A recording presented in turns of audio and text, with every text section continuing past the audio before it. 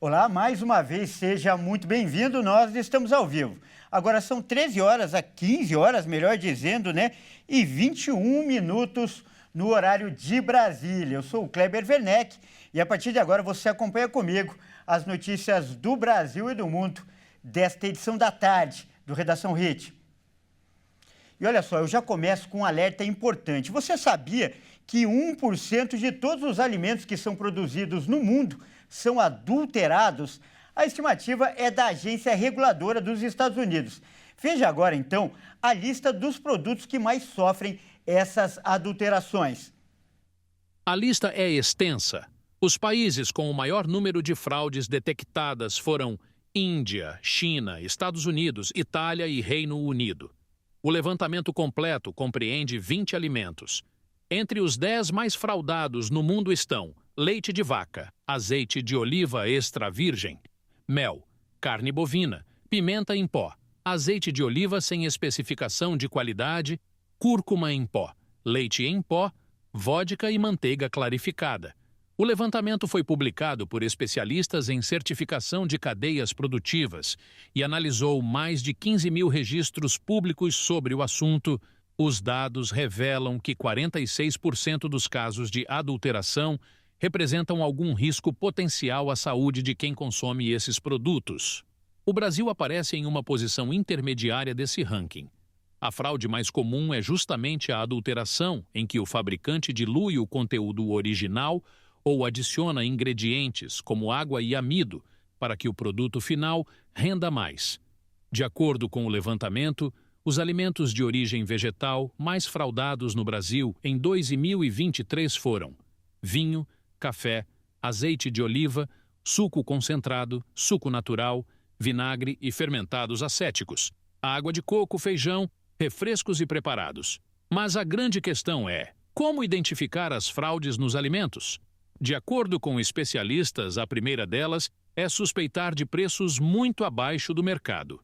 Vale também buscar os selos de inspeção ou fiscalização que aparecem nos rótulos de muitos desses alimentos. Por fim, se uma pessoa está acostumada a comprar determinado alimento e percebe alguma mudança importante no sabor, na textura ou no aroma, é sinal relevante de que este alimento está adulterado. É importante ressaltar que, caso o consumidor suspeite de fraude alimentar, é possível entrar em contato com os serviços de atendimento da empresa ou até protocolar uma denúncia na Anvisa. Olha, e esse assunto com certeza é vital, já que todo mundo precisa, é claro, de alimento, de comida para sobreviver, não é mesmo? E para falar mais então desse assunto tão importante, nós vamos conversar agora com uma especialista. A nossa convidada é a Clariana Colasso, ela que é nutricionista. Olá, boa tarde, Clariana. Seja muito bem-vinda aqui ao nosso jornal. É um grande prazer recebê-la. Kleber, muito obrigada. É um prazer estar aqui na Redação Hit.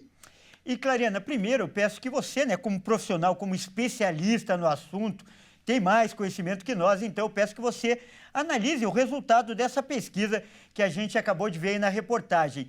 Te surpreendeu a quantidade de produtos adulterados ou você já esperava? Como é no dia a dia quando você encontra ali os produtos, principalmente nas prateleiras do supermercado? Você identifica essa realidade que a pesquisa mostrou? Kleber, é muito comum isso, infelizmente, né? Desde que o mundo é mundo. Então, por que as pessoas fazem essa adulteração, né? Porque o mercado, infelizmente, faz esse tipo de adulteração. É para realmente trazer mais lucros para a empresa. Então, a gente precisa pensar sempre em olhar a rotulagem para saber se exatamente aquele produto que a gente está comprando é aquilo que a gente espera. Muitas vezes a gente compra um produto que a gente acha que é mel, mas na verdade não. Tem aí o melaço de cana, que é um produto muito mais acessível. Então, a gente precisa saber se realmente aquilo que a gente está comprando está dentro da embalagem, se ele foi realmente feito com um padrão e exigência que a indústria nos oferta sempre, e se houver qualquer tipo de percepção do cliente em relação a paladar ou em relação à textura precisa ser comunicado de forma imediata e até cabe denúncia. Agora, o que a gente precisa falar para toda a população? Não é para a gente ter esse terrorismo nutricional envolvendo as marcas. Isso sempre aconteceu. É que agora houve esse novo estudo e aí as pessoas vão ficar mais alertas. Portanto, compre sempre alimentos de boa procedência. E quais as adulterações, né, os produtos adulterados mais comuns que você, como especialista, como eu disse, identifica no dia a dia, até para servir como alerta para quem nos assiste? Muitos produtos que são adicionados água, né? Então, existe uma diluição para aumentar o rendimento desse produto. Muitos alimentos também são congelados ou ultracongelados com maior teor de água também. Existe uma porcentagem que é permitido pelas fiscalizações, pelos órgãos responsáveis, e acima disso passa aí a não ser um produto bom para o consumo, né? A gente está sendo, infelizmente, lesado financeiramente. Muitos alimentos que a gente compra, Kleber, e não é realmente aquilo que está dentro da embalagem, né? Como o azeite, muitas vezes as pessoas acabam comprando azeite extra virgem, infelizmente não é o azeite extra virgem, ou é o tipo único, ou só o azeite comum. Isso acontece muito, infelizmente. E também estar mais antenado, né, a todos os telespectadores eu falo, a gramagem dos produtos, né? Tem muitos produtos que hoje já não são 1 quilo, já não são 200 gramas, eles vão diminuindo, inclusive para arroz e para feijão, e a gente acaba aí sendo lesado no valor final do produto, né? Uma outra coisa que também acontece, Kleber, quando há misturas. Então, por exemplo, o arroz tipo 1 é o arroz polido comum que mais a gente consome aqui no Brasil. Infelizmente, eles acabam colocando com o tipo 2 com o tipo 3, que não é um arroz tão bom para o consumo em relação ao tipo 1, que acaba sendo melhor. Então, eles agregam essa mistura de arrozes e acaba sendo um arroz mais barato para o consumidor. Como que eu percebo isso? Se eu estou cozinhando arroz, uma parte está muito crua e uma está muito cozida, eu percebo diferença aí no meu arroz, ou feijão, uma parte muito escura, que seria o feijão considerado mais velho, né? Em relação a plantio, colheita, estocagem, enfim, né? Um produto mais antigo aí de produção.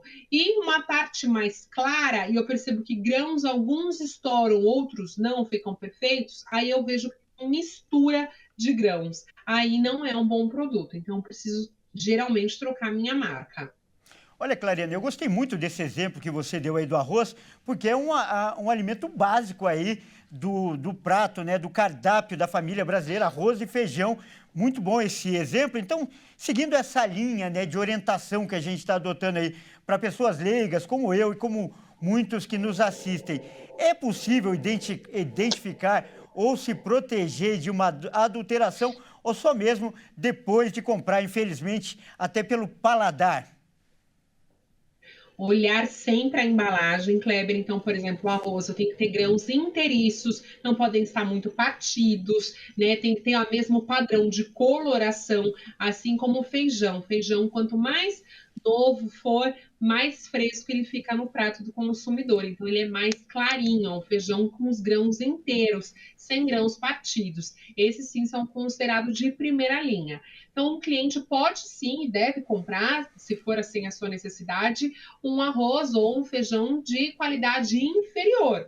Porém, ele sabe que ele está pagando a menos por isso, entendeu? Então, se eu estou comprando tipo 1, né, que seria aí o premium do arroz, eu tenho que estar com grãos inteiros na coloração uniforme e sem todo o arroz cozinhe de forma uniforme. E aí, se você perceber, poxa, eu nunca mais consigo acertar o meu feijão, nunca mais consegui fazer meu arroz, muda a marca que geralmente a gente consegue resolver essa situação. Olha, dica, além de dica de nutricionista, também dica para dona de casa, muito boa, Clariana. E olha só, além de comprometer a qualidade aí do produto, como você está falando, essa adulteração pode oferecer risco também à saúde? Pode sim, Kleber. Geralmente, quando eu tenho aditivos que podem ser até coisas boas para o nosso corpo, tá? Vitaminas, minerais, estão dizendo que ali tem e não tem, a gente está sendo lesado, porém isso não faz mal ao nosso corpo. O problema é quando eu falo que não tem determinados produtos e ali realmente tem. Então, é quando eu compro, por exemplo, no mercado, um suco de frutas que diz que foi natural, manipulado ali e tem açúcar na composição, não é interessante diabéticos tomarem. Ou quando eu vou comprar algum produto que fala que não tem glúten na composição, mas na mesma padaria eu acabo usando farinhas com glúten.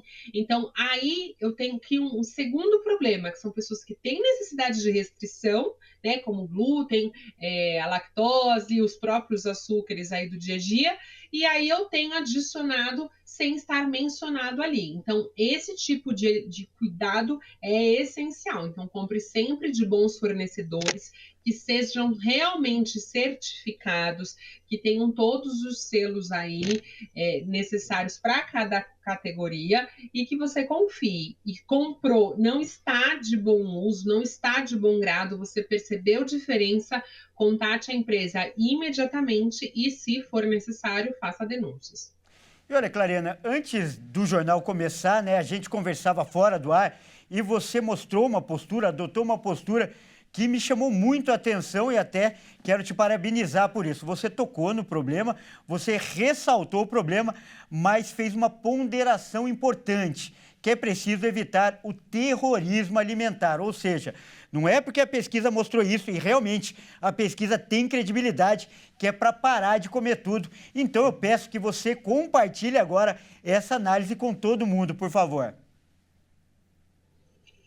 Ô Kleber, o que o consumidor precisa entender, né? O que todas as pessoas precisam entender, que a boa nutrição é aquela que alcança a todos. Então não adianta a gente falar que a gente não vai comer industrializados, que a gente não vai ter praticamente vida, né? Morando aqui na capital. Então, se eu quero consumir leite, se eu quero consumir ovos, eu preciso aí de indústrias que tragam esses produtos até a mim. Então, o que a gente precisa fazer? Comprar sim com parcimônia, dar prioridade a alimentos que sejam naturais, e de empresas grandes que a gente sabe da procedência. Agora, não é para deixar de comprar todos os alimentos. Se a gente confia nas empresas que a gente compra, a gente pode e deve consumir, e sempre com equilíbrio e moderação. Agora, o que não pode é as pessoas pararem de se alimentar ou acharem que as empresas estão fazendo isso a partir de hoje. Isso sempre aconteceu, principalmente em relação à gramagem dos alimentos. Tem que ficar esperto. Tá certo, então? Com essa dica tão importante, a gente encerra esse papo muito agradável e muito prestativo aí para quem nos assiste. Então, nós acabamos de conversar com a nutricionista Clariana Colasso. Muito obrigado pela sua participação e pela sua simpatia, Clariana. Eu que agradeço, Kleber. É sempre um prazer estar aqui com vocês na RIT. Parabéns pelo excelente trabalho. Grande abraço. Olha só, a gente continua falando de saúde agora e com uma boa notícia. Olha só, em 2 anos, o Brasil reduziu muito o número de crianças não imunizadas contra a difteria, o tétano e também a coqueluche. E com isso, o país deixou a chamada lista suja do Unicef e da Organização Mundial da Saúde. O Brasil deu um passo importante na saúde das crianças e reduz em 85% o déficit de vacina DTP contra difteria, tétano e coqueluche em 2 anos. Com isso, o país passou de 687 mil crianças sem imunização em 2021 para 103 mil em 2023. No Brasil, a vacina, também conhecida por tríplice bacteriana, é administrada pelo Programa Nacional de Imunizações como a vacina pentavalente, que ainda protege contra a influenza e a hepatite B. De acordo com o relatório do Fundo das Nações Unidas para a Infância e da Organização Mundial da Saúde, essa vacina é um indicador-chave para a cobertura de imunização global. No mundo, o número de crianças que não receberam uma dose aumentou de quase 14 milhões para 14 milhões e meio em 1 ano. Na contramão do desempenho positivo do Brasil. Os avanços nas taxas fizeram o país sair da lista suja, que é o ranking dos 20 países com mais crianças não imunizadas do mundo. Em 2021, o Brasil ocupava o 7º lugar, e em 2023 não faz mais parte. E agora chegou aquela hora, a hora da gente mostrar o que viralizou na internet. Vamos aos vídeos que são destaques hoje nas redes sociais. Olha só, para descontrair um pouco, todo mundo sabe, né, que o brasileiro sempre dá um jeitinho para tudo na vida, não é mesmo? Então, olha só essa solução inusitada que um rapaz achou para transportar uma geladeira. Acompanha comigo. Esse vídeo viralizou na internet pela maneira inusitada com que um passageiro carregou sua nova geladeira. O rapaz embarcou com o eletrodoméstico em um ônibus coletivo no Rio de Janeiro. O esforço para transportar a geladeira foi tão grande que os demais passageiros elogiaram a criatividade e a força de vontade do homem. E não foi fácil fazer um eletrodoméstico desse tamanho passar pela porta do coletivo. A cena inusitada chamou a atenção na internet e com diversos comentários, sempre exaltando a criatividade do brasileiro para dar um jeito em tudo, principalmente os cariocas. Olha, eu vou resumir esse vídeo aí com aquela frase famosa da internet. O brasileiro precisa ser estudado pela NASA. Só isso. E olha só essa outra história. Uma partida de futebol de várzea, né, tradicional em Minas Gerais, teve que ser interrompida por causa de um fenômeno da natureza, um redemoinho. O vento era tão forte que os jogadores que estavam correndo atrás da bola passaram a correr do redemoinho. Acompanha comigo. Esse vídeo mostra o momento do ocorrido. O campo de futebol fica em Ribeirão das Neves, na região metropolitana de Belo Horizonte. Um fenômeno natural aconteceu. A partida seguia disputada, com os dois times correndo atrás da vitória. Mas, de repente, um redemoinho invade e toma conta do campo. Todos que estavam lá ficaram assustados, jogadores e torcedores. No meio da confusão, algumas pessoas não sabiam o que fazer. Alguns fugiram do campo, outros pegaram seus celulares para gravar o fenômeno. Mas a maior parte simplesmente assistiu o redemoinho entrar em ação. Na gravação dá para escutar os gritos de espanto. Que coisa, hein? Nem dava para continuar o jogo daquele jeito, não é mesmo?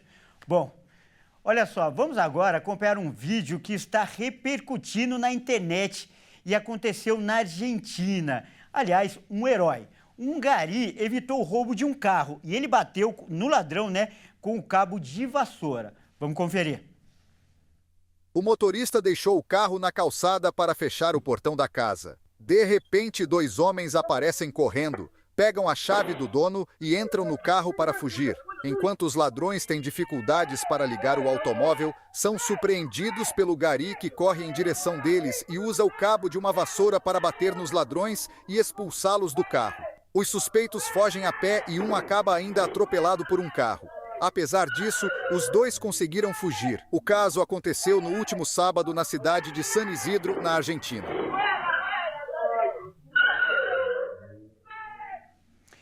Parabéns para esse gari argentino aí que usou a arma dele para afastar os ladrões. Bom, agora vamos mostrar um outro roubo, só que dessa vez no Brasil, e um homem é alvo, né, de uma quadrilha quando chega em casa em Santo André, aqui no ABC Paulista. E nessa história, infelizmente, não tinha ninguém para ajudar, como foi o caso do gari, né? Vamos ver. Este vídeo que está viralizando nas redes sociais mostra o momento em que o morador está chegando em casa de madrugada com tranquilidade e, bem atrás, um carro se aproxima com o farol desligado. E o morador, ao chegar perto de casa, abriu o portão para entrar e, quando começa a estacionar o automóvel na garagem, 4 ladrões saem do carro e roubam o carro da vítima. Veja novamente. A ação toda aconteceu muito rápido e foi de madrugada na rua Cabuçu, no Jardim do Estádio, em Santo André, São Paulo. Ainda não se tem notícia se os ladrões foram presos. Olha, esse vídeo aí é um alerta para todo mundo, né? Quando chegar em casa, atenção total. Inclusive, alguns especialistas em segurança afirmam que é melhor, né, entrar de ré na garagem, ao contrário do que a gente viu aí no vídeo. Por quê? Porque ele entrando de ré, em caso de uma abordagem para ele fugir, é muito mais fácil. Então fica aí a dica desse caso aí, depois desse caso importante. E olha só, novo opioide, esse é encontrado, né, em drogas apreendidas em São Paulo. Um novo opioide foi encontrado aí nessas drogas sintéticas que são vendidas na cidade de São Paulo, já chamando a atenção das autoridades que consideram essa droga mais forte que a heroína e o fentanil. E o presidente da Associação dos Delegados do Estado de São Paulo, o André Santos Pereira, falou com a nossa produção sobre essa substância que foi desenvolvida em laboratórios. Para se ter uma ideia, a relação da potência dela é muito grande. Vamos ouvir então o que ele tem a dizer. O nitazeno é uma droga extremamente prejudicial, é uma droga devastadora na vida dos seus usuários. Ela tem, na proporção de potência, de 500 a 1000 vezes mais um poder destrutivo do que a própria heroína. Também é mais potente do que o fentanil. O fentanil, para se ter uma ideia, é de 50 a 100 vezes mais potente do que a heroína. E o nitazeno ultrapassa todas essas drogas em relação ao seu poder destrutivo. Ela foi desenvolvida por volta de 1950, desenvolvida em laboratório, mas nunca foi utilizada para fins medicinais ou veterinários, tendo em vida o seu poder deletério em relação à saúde de quem fizer uso dessas drogas. Ela normalmente está sendo misturada com outras drogas, como a droga K, por exemplo, que é aquela droga que causa um efeito zumbi nos usuários. E o nitazeno, nós podemos dizer que, em vez de fazer o usuário parecer com um zumbi, fará o usuário simplesmente sumir, ou seja, perder sua autodeterminação, perder a sua capacidade de se conduzir até mesmo para necessidades básicas como a alimentação, dormir e necessidades primárias dessa natureza. Então, nós temos um grande desafio do poder público, não só na esfera da segurança pública, mas na esfera da saúde pública, tendo em vista a alta possibilidade de overdose daqueles que fazem uso dessa droga. Lembrando que é uma substância difícil de ser detectada inicialmente, né? Ela é detectada por meio de exames laboratoriais e os usuários podem estar fazendo uso dessa droga mortal sem saberem que estão utilizando essas substâncias, né? Ela pode ser utilizada de forma injetável, inalada ou até mesmo fumada. Portanto, é extremamente grave a situação relacionada a essa droga. Ela já tem causado diversas vítimas espalhadas pelo mundo, né? Estados Unidos, Europa e até mesmo Ásia. Portanto, é um grande desafio impedir que essas drogas entrem no Brasil e tratar, né, em relação àquelas pessoas que fizeram uso dessa substância, tendo em vista a possibilidade da dependência imediata relacionada. Olha, o nosso jornal é um jornal voltado para as famílias, por isso uma dica, uma orientação como essa é muito importante, tanto para os jovens que nos assistem como para os pais. Então nós agradecemos aí o especialista em inteligência policial e também em segurança pública, o André Santos Pereira. E ainda falando de drogas, olha só, pesquisadores brasileiros encontraram cocaína em tubarões no Rio de Janeiro. Quem traz os detalhes é a repórter Lívia Dias. Isso mesmo, foram encontrados resquícios de cocaína no corpo de tubarões recolhidos na costa do Rio de Janeiro. O estudo foi feito por um grupo do Instituto Oswaldo Cruz e publicado em uma revista americana ambiental na última semana. Neles foram analisados ao todo 13 tubarões da espécie bico fino. E em todos esses animais foram encontrados resquícios da droga. Os pesquisadores explicaram que escolheram essa espécie porque ela passa a vida inteira na costa marítima e, por isso, teriam mais contato com águas contaminadas. Eles foram recolhidos em barcos de pesca, onde dali seriam comercializados para o consumo. Segundo as análises, a droga estava nos músculos e no fígado desses animais. O resultado gera uma preocupação em especialistas em relação à contaminação do mar com a cocaína, que é tóxica para as criaturas marinhas, sendo assim um risco também para a biodiversidade. De volta com você aí no estúdio. Muito obrigado, Lívia. E a gente continua aí o nosso giro de repórteres pelo Brasil. Olha só, vamos agora com um alerta falando de saúde. Os estados de Santa Catarina e também do Paraná estão investigando a morte de uma pessoa por febre ou pouche. E nós vamos agora direto para Criciúma para saber mais sobre esse assunto com a repórter Michele Veiga. Werneck, aqui em Santa Catarina há uma investigação em aberto sobre uma morte que ocorreu no estado do Paraná, mas a suspeita é que essa pessoa foi contaminada em Santa Catarina pela febre Oropouche. Ela que é transmitida por um mosquito bem pequenininho chamado maruim. Esse mosquito, ele se prolifera através de decomposição de matéria orgânica. Como a região oeste do estado, ela é bem típica na questão da bananicultura, então esses rejeitos que ficam ali da cultura da banana acabam fazendo com que esse mosquito se prolifere nessas localidades. Então, portanto, a DIV lançou nota, que é a Divisão da Vigilância Epidemiológica do Estado de Santa Catarina, informando que junto com o Estado do Paraná, mais o Ministério da Saúde, estão sim investigando essa que seria uma das primeiras ocorrências de morte causadas pela febre Oropouche no Brasil. Uma outra ocorrência que está sendo investigada é no estado da Bahia, que essa ocorreu agora em julho. Essa que está sendo investigada em Santa Catarina através da Divisão do Paraná ocorreu no mês de abril.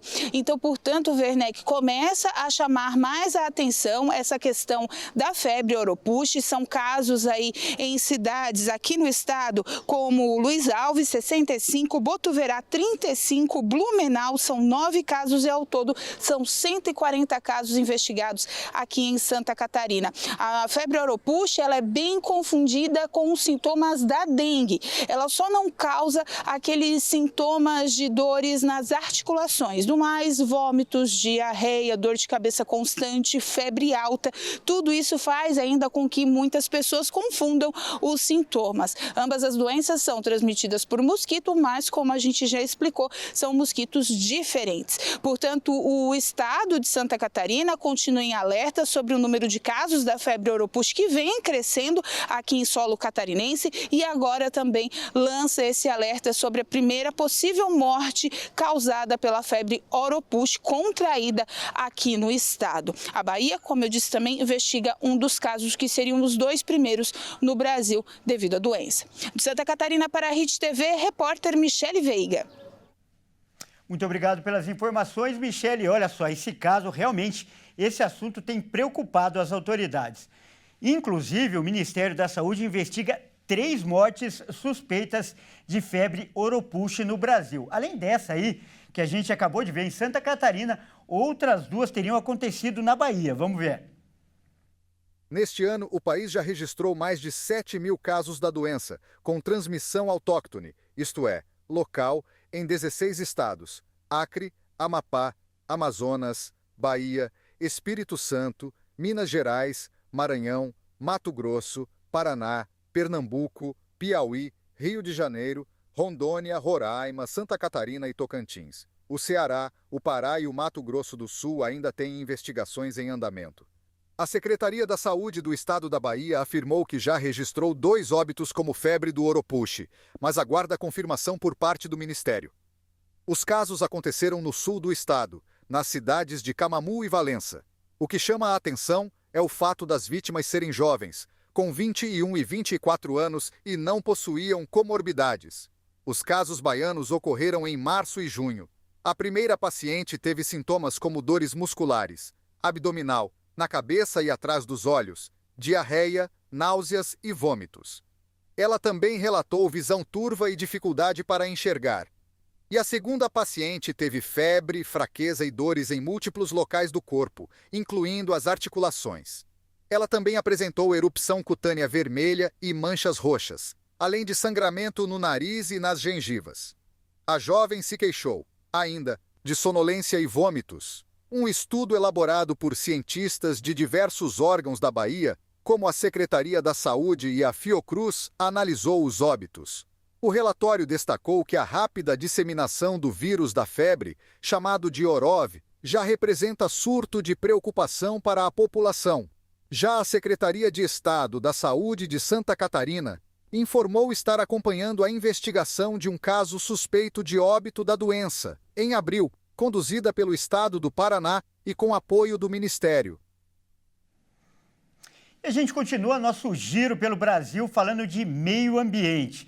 A Polícia Federal e o IBAMA identificaram que pelo menos 30 incêndios registrados no Pantanal este ano foram provocados pela ação humana. Quem traz as informações agora é a repórter Fabiane Dorta, lá do Mato Grosso do Sul. Vamos ver a Fabiane aqui. Boa tarde, Fabiane. Boa tarde, Kleber. Agentes da Polícia Federal e do IBAMA identificaram esses incêndios que teriam sido provocados por ação humana por meio de análises de imagens de satélites e também de um trabalho de campo. Peritos técnicos dos dois órgãos foram até os chamados pontos de ignição, que são os locais com temperatura mínima para ocorrer uma combustão que, por sua vez, pode se tornar um incêndio. Essas informações coletadas serão encaminhadas para o Ministério Público de Mato Grosso do Sul, já que 12 desses 30 incêndios estão em áreas de fazendeiros que já são investigados pela promotoria por serem proprietários de imóveis rurais onde começaram focos. O MP já tem 11 inquéritos em aberto relacionados às queimadas no Pantanal.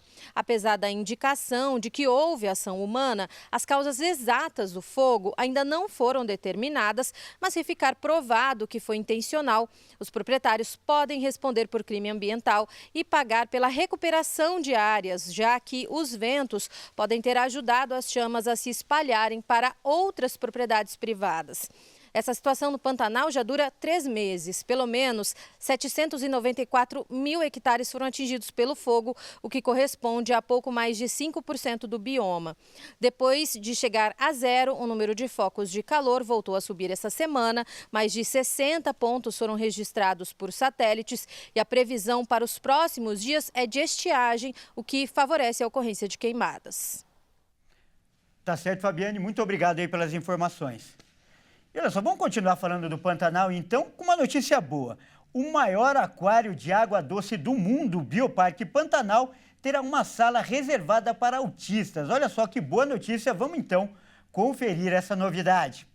Promovendo cada vez mais a inclusão, a sala para autistas já começou a funcionar nesta semana. A gente está tendo uma demanda bastante grande de pessoas autistas, então de acordo com a demanda a gente vai implementando novos atrativos. Então a sala de acomodação sensorial foi pensada já faz uns 6 meses, mas nós implantamos ela efetivamente faz uns 3 meses, porque nós contamos com a ajuda de um autista de nível 3 de suporte, que é o João, que ele ajudou a gente desde os detalhes da parte sensorial, da parte de texturas, de iluminação, de como ele se sentiria mais acolhido.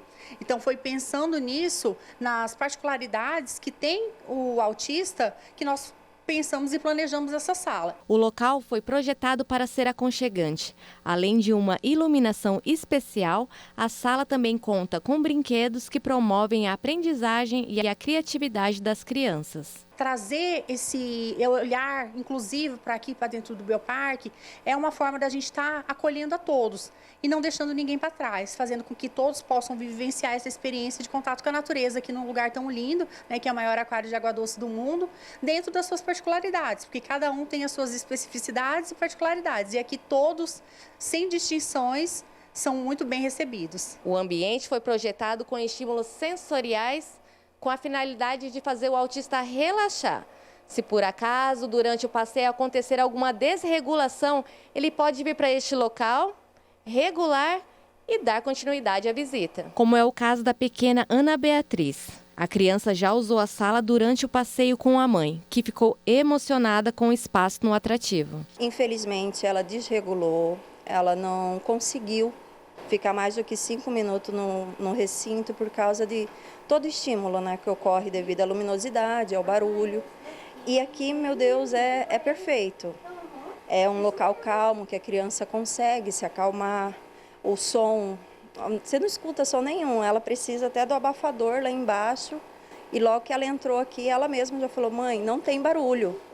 Então, passa o coraçãozinho da gente se alegra imensamente de saber que estão pensando neles, porque a gente quer proporcionar esse tipo de momento para eles, estar junto ali, só que não é todo local que pensa neles, né? Pensa somente no grande público e nós acabamos ficando meio de lado. Beatriz comenta que todos os funcionários do Bioparque passaram por treinamento. Toda a equipe profissional passou por um protocolo de atendimento acessível. Então, ele já vai saber identificar a pessoa com deficiência, a pessoa pode chegar aqui, se auto-identificar, vai fazer o cadastro dela na hora, o agendamento para a entrada, e ela vai ser direcionada para o balcão da acessibilidade, onde nós, profissionais da acessibilidade, vamos estar oferecendo os recursos e também a visita guiada.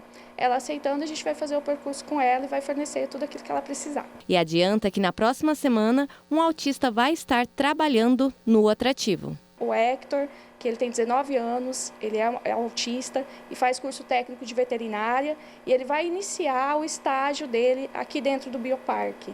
Inclusive, ele é fluente em inglês, então ele vai estar ajudando a gente até na recepção dos visitantes estrangeiros. E para a gente é um prazer enorme, né? Porque é o protagonismo acontecendo. Uma pessoa com autismo mostrando que ela consegue sim realizar um trabalho e interagir com pessoas. Isso para a gente é muito gratificante e é muito importante a divulgação disso. O que a gente quer é que as pessoas sintam que aqui elas vão ser acolhidas, né? Não apenas vir para contemplar o Bioparque, mas vai ter esse acolhimento e vai ter uma pessoa preparada para atender eles aqui. E agora é hora de falar de esportes aqui no Redação HIT. Lembrando que só faltam 3 dias para a abertura dos Jogos de Paris. Então, é hora do Momento Olímpico.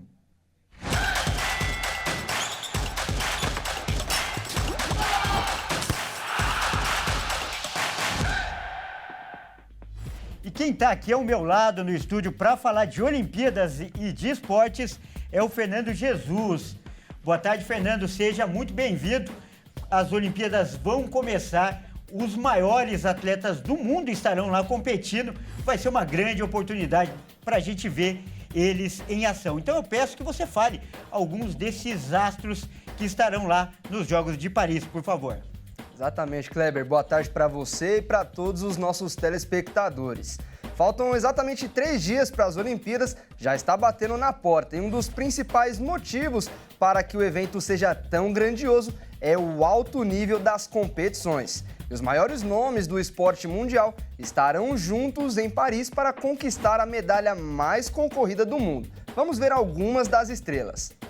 Todos os olhos do mundo estão voltados para as grandes estrelas. Aqui no Brasil, por exemplo, temos uma mulher e uma menina que inspiram gerações diferentes. Aos 38 anos, essa será a última vez que a Rainha Marta vai disputar a medalha de ouro. Com certeza, seu legado influencia outras atletas, como a jovem skatista Raíssa Leal, conhecida como Fadinha, que com apenas 16 anos já tem uma prata e é responsável pelo aumento da popularidade do skate feminino no país. Nos Estados Unidos, o maior nome com certeza é o LeBron James, que vai comandar os americanos em busca de mais um ouro olímpico no basquete, ao lado do armador Stephen Curry. A americana da vez é a Simone Biles, que com apenas 27 anos já ganhou 7 medalhas na ginástica. Mas dessa vez não vai ser fácil. A gigante brasileira de 1,45 m, Rebeca Andrade, vem para superar a sua boa campanha em Tóquio. Serão 17 dias inesquecíveis para quem gosta de esporte. É isso aí, Kleber. Nós estaremos aqui na torcida do time Brasil. Vamos acompanhar todas essas grandes estrelas. Tá certo, Fernando. Muito obrigado e até amanhã. Até amanhã. Bom, é isso aí. Essa edição fica por aqui. Eu agradeço demais a sua companhia, a sua parceria. E você, que é de outro estado, fique então com a sua programação local. E até amanhã.